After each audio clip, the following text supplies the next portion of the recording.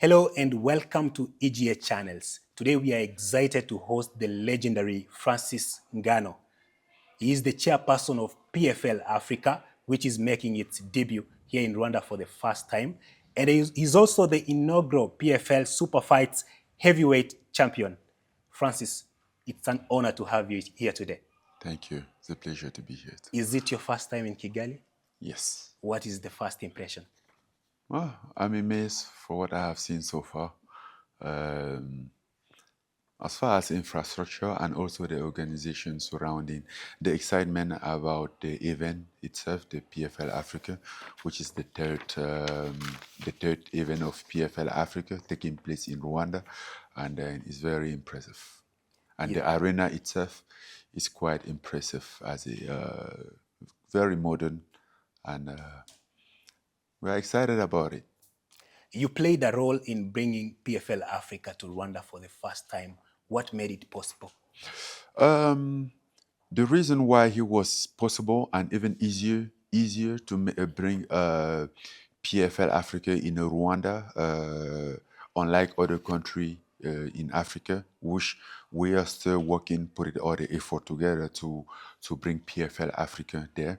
But Rwanda was a country that was already ahead and ready with the infrastructure, with the vision, the project, so everything was aligned. So looking for a hosting country for PFL Africa, Rwanda was already on the at the top of the line because we all can see all the work that Rwanda been doing in order to develop and to improve the sport, his sport department, and also by building his infrastructure, that shows a lot of that tells a lot about their vision on the sport growing. So it was easier to come to Rwanda basically after a arena like this, having an arena like this ready to host a mega event like a PFL Africa, uh, and all the infrastructure, the facilitation that was around. I think I don't speak for all Africans, but mostly as an African, one of the things that was easier for me was to not get to worry about visa when I'm coming here as a Cameroonian. That is very interesting. And as the chairperson and stakeholder of PFL Africa, what is the long-term vision for MMA, and how do you hope this event here in Rwanda will help shape that for the entire continent? Well, the long-time vision for PFL Africa is first of all to encourage those African talent, those African fighter who has a dream in fighting in the highest stage, and also grow like a local talent that can fight at compete in the global stage, and to bring the African talent, African fighting skill in the global stage and conquer the world, not just take part, but to conquer. So that's basically the long term. And in order to get there, we know there is a lot of work that have to put. It's not just about event, but it's also about talent development. It's also about infrastructure. It's also about education.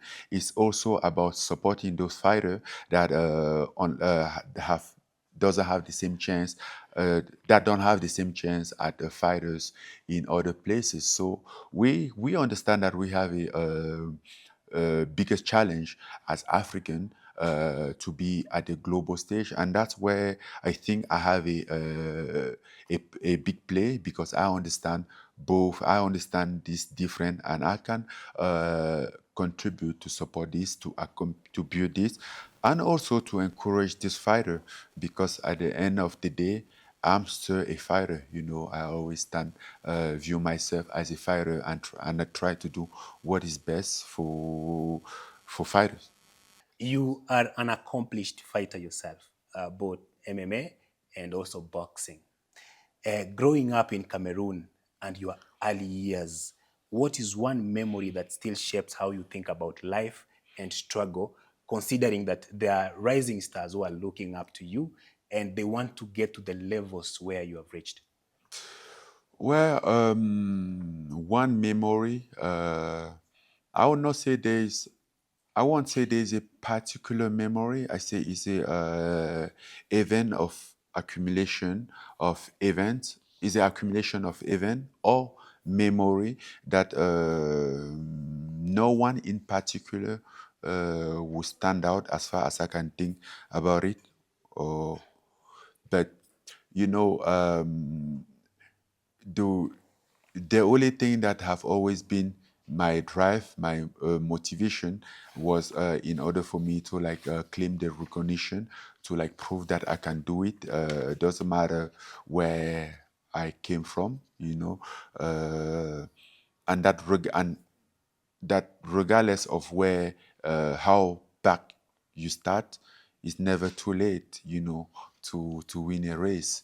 Basically, when your biggest competitor is yourself, we tend to be our biggest obstacle by doubting in ourselves. So that's basically what I try today to send it down to other fighters that are looking to me, like not be your no, not be, don't be your own opponent. Don't be uh, your own obstacle. You know, overcome that, because the deepest challenge that you will have, the biggest fight that you will always have, is the fight against yourself. You know, against doubt, against this thought that you have, and against this voice around you, trying to prove you wrong, trying to prove you unable to achieve whatever is your dream. Okay. And as we almost come to the end of this, there's this one personal question I've always wanted to ask somebody like you. When people see you, they see power and fearlessness. But what is that something that still genuinely scares you? What is that one thing that genuinely Scares you? the only thing that really scares me, that have always scares me, is to give up and to wake up someday and find out that I didn't give it all. I didn't do everything that I could have done. That's my biggest fear.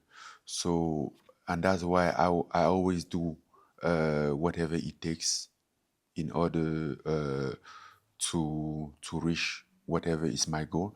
And even if it doesn't work, as long as I make sure that I give my all, it's good enough for me, you know.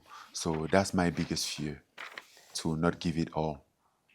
And finally, you have suffered some losses in life, some personal. For example, you lost your son. How did you manage to maintain that mental rigor to still continue to fight? You know, there's not a formula for this. Nobody taught you how to navigate into these kind of things. You know, when it happens, you're there, and nobody knows what to do. You don't know what to do.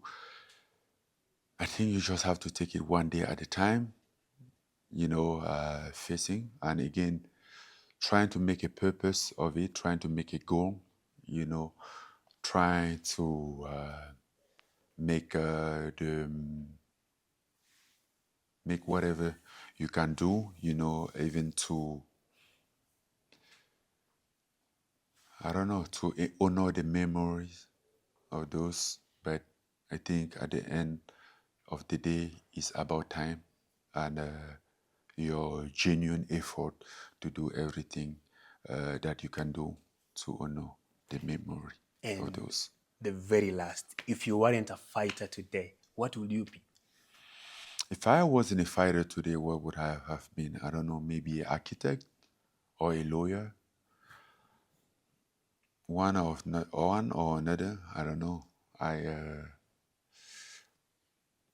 like to design. I like to master a plan. Maybe a lawyer too. I don't know. I have no idea. I see. You have many Rwandan fans who look up to you, especially young people. What is your message to them as we conclude? Well, the message is that we are soon to have like a local. We are coming to Rwanda, and then they should be supporting the new fighter that will be coming out of here and in the region, that with their support they can also get in my level or even higher to where I am, so we can all together have a biggest community. Thank you, Francis, for your time. I wish you well. Thank you very much. Thank you.